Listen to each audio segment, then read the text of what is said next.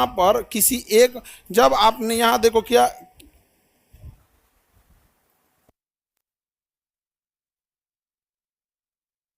आगे बढ़े, बाकी ऑल वाले लोग बच्चे लोग को कोई दिक्कत नहीं होगा। अब एक एक करके कंसंट्रेट होके आप समझिएगा। यहाँ पे वाईफाई में कोई दिक्कत, अच्छा ठीक है। तब देखिए, आप जब एक और मुसलमानों को मताधिकार का अलग अधिकार दे रहे हैं और उनको अलग क्षेत्र दे रहे हैं कि इस एरिया से केवल मुस्लिम चुनाव लड़ेगा, वोट डालने का अधिकार केवल मुस्लिम को होगा, तो बस एक और लाइनें खींचना तो बाकी है, उस पर मुस्लिम हो जाएगा। इस समय किसी ने विरोध किया ही नहीं, इस समय कोई विरोध ही नहीं किया, तो पाकिस्तान का तो निर्माण होना फिक्स था।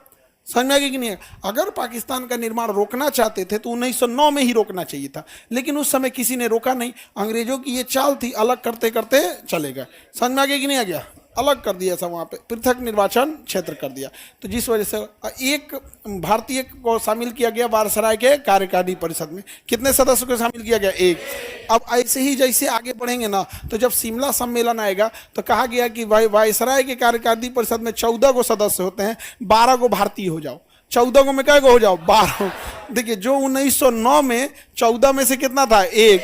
जो 1945 आते आते अंग्रेजों ने कहा कि 14 गो में से 12 गो तुम ही रख लो, दुइये को किसको दे दो? हम लोग को दे दो।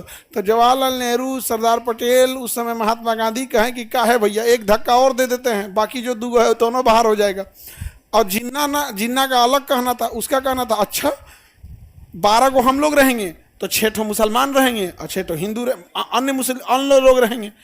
तो गांधी जी ने कहा, सरदार पटेल ने कहा कि ठीक है मुस्लिम रहेंगे, कोई दिक्कत नहीं। जिन्ना कहता है वो कौन 6 मुस्लिम रहेंगे ये हम डिसाइड करेंगे।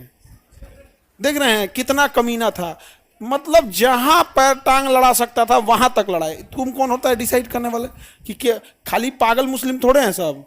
भारत का विभाजन हुआ तो लोग कहते हैं कि यहाँ से मुस्लिम चले गए, जो बौक थे सब ना, बौक वही चल गया सब। बौक जितना थे सब क्या हो गया? चल गया सब। अपना जमीन छोड़ के कोई जाता है?